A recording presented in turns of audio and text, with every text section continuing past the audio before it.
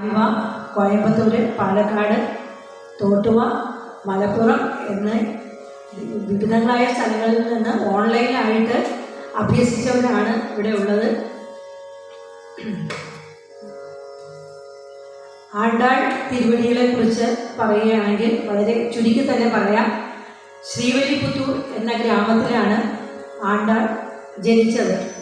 പെരിയാൾവാർ എന്ന വിഷ്ണു ഭക്തന് ശ്രീവല്ലിപുത്തൂരിലെ ക്ഷേത്രത്തിലെ തുളസിത്തോട്ടത്തിൽ നിന്നുമാണ് ആണ്ടാളിനെ ചെറിയ കുഞ്ഞായിരിക്കുമ്പോൾ ലഭിച്ചത്. വളരെ ഭക്തി നിർഭരമായ അന്തരീക്ഷത്തിൽ വളർന്ന ആണ്ടാളിന് ഭഗവാൻ കൃഷ്ണനോട് വളരെ കുട്ടിക്കാലം മുതൽക്ക് തന്നെ ഭക്തിയും തുടർന്ന് അത് പ്രേമവുമായി മാറി. ആണ്ടാൾ വളരുന്നതിനനുസരിച്ച് കൃഷ്ണപ്രേമവും വളർന്നുകൊണ്ടിരുന്നു. വിവാഹം ചെയ്യുകയാണെങ്കിൽ ഭഗവാനെ മാത്രമേ വിവാഹം ചെയ്യുകയുള്ളൂ എന്ന് ആണ്ടാൾ പ്രതിജ്ഞയെടുത്തു. പെരിയാൾവാർ ആണ്ടാളിനോട് മാർഗഴി വ്രതം, അതായത് പാവൈ നോമ്പ്, തമിഴ്നാട്ടിൽ ഇപ്പോഴും വളരെ പ്രചാരമുള്ളതാണ്, അനുഷ്ഠിക്കുന്നതിന് ഉപദേശിച്ചു. വിവാഹപ്രായമായ കന്യകൾ അനുഷ്ഠിക്കുന്ന വ്രതമാണ് പാവൈ നോമ്പ്. അപ്രകാരം വ്രതം അനുഷ്ഠിച്ച ആണ്ടാൾ മാർഗഴി മാസം, അതായത് ധനുമാസം 30 ദിവസവും ഭഗവാനെ ഭജിക്കുന്നതിന് 30 പാട്ടുകൾ രചിച്ച് പ്രാർത്ഥിച്ചു.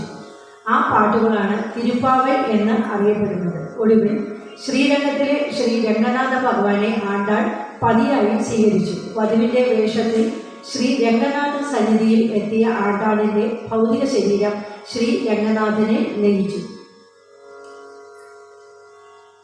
ആണ്ടാളിൻ്റെ തിരുപ്പാവയിൽ നിന്നുള്ള പ്രധാനപ്പെട്ട ചില പാസുരങ്ങളാണ് ഞങ്ങൾ ഇവിടെ അവതരിപ്പിക്കുന്നത്.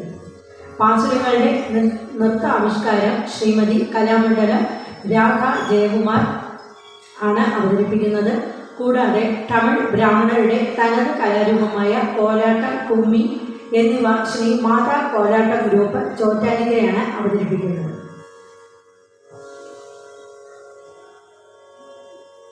തമിഴ്നാട്ടിൽ എല്ലാ പെരുമാൾ ക്ഷേത്രങ്ങളിലും, അതായത് മഹാവിഷ്ണു ക്ഷേത്രങ്ങളിലും ധനുമാസം വിപുലമായി തിരുപ്പാവൈ അരങ്ങേറാറുണ്ട്. ഇത് ഞങ്ങളുടെ രണ്ടാമത്തെ പ്രോഗ്രാമാണ്.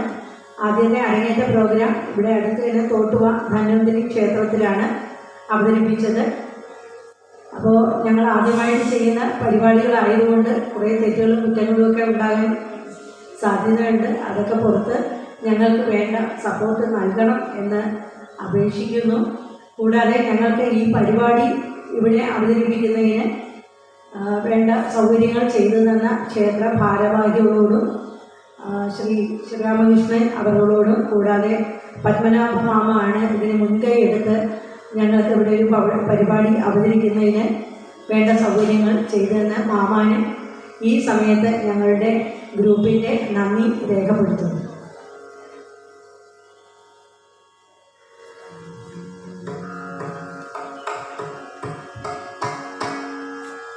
ആദ്യമായി